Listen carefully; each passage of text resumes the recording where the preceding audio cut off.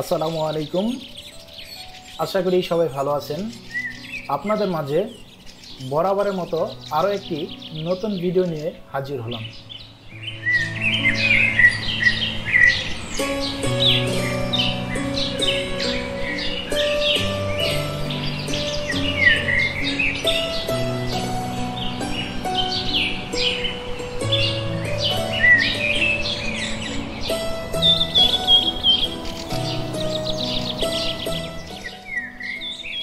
গাজীপুরে বাংলাদেশের প্রথম স্কেটিং পার্ক।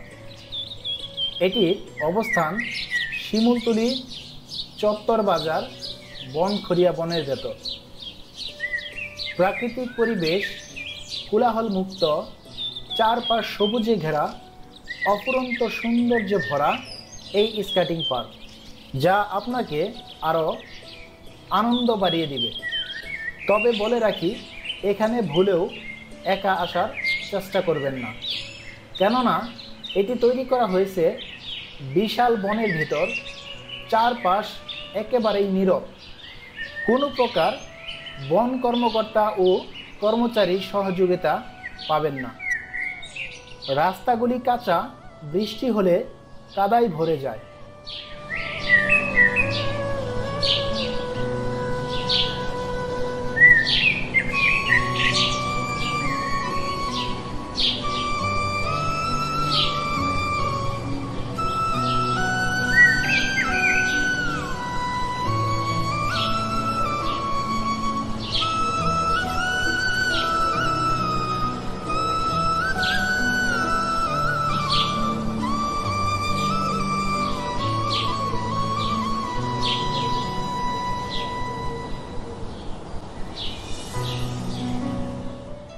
এ রাস্তায় যাতায়াতের সময় আমার একটু ভয় কাজ করছিল।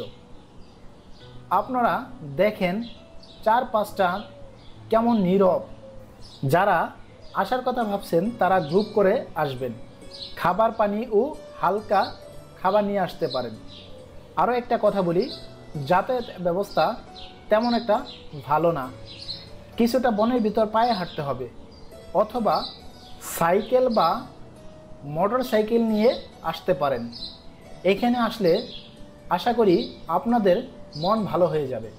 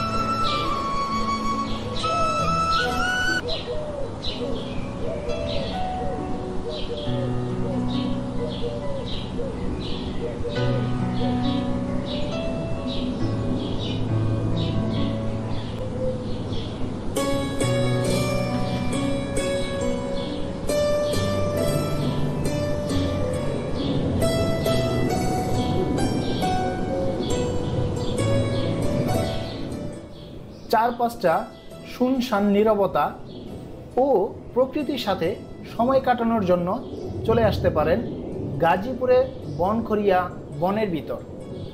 আমার সঠিক ধারণা নাই এই বনটা আয়তনে কত, তবে কিছুটা উপলব্ধি করা যায় ড্রোন ভিউ দেখে। আমার প্রকৃতি ভালো লাগে, তাই খুঁজে খুঁজে প্রকৃতির ভিডিওটাই বেশি করার চেষ্টা করি। যারা আমার মতো প্রকৃতি ভালোবাসেন তারা চলে আসতে পারেন। মানুষকে বন এতটাই প্রশান্তি প্রদান করে যা বলে ভাষায় প্রকাশ করা যাবে না। প্রাকৃতিক বনটা আগের মতো এখন আর তেমন চোখে পড়ে না। আগে সমস্ত বনটা দেখাশোনা করত গাজীপুরে ভাওয়াল রাজা।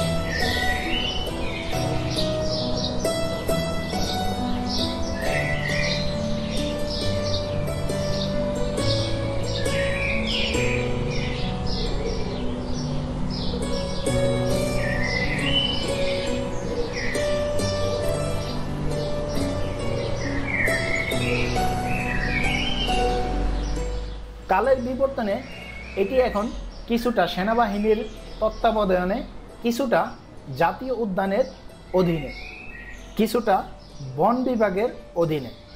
আপনারা যারা বাইসাইকেল অথবা মোটরসাইকেল নিয়ে আসতে চাচ্ছেন না, তাদের জন্য সহজ পন্থা হলো গাজীপুরে জয়দেবপুর থেকে শিমুলতলি আসবেন। শিমুলতলি থেকে বললেই হবে বনখড়িয়া যাব। এখান থেকে আপনার কিছুটা দূর পায়ে হেঁটে যেতে হবে। তবে আবারও বলে নিচ্ছি, আপনারা এখানে যারা আসবেন তাদের জন্য সাজেস্ট থাকবে সন্ধ্যার পরে অবস্থান করবেন না। আশা করি সম্পূর্ণ ভিডিওটি দেখবেন।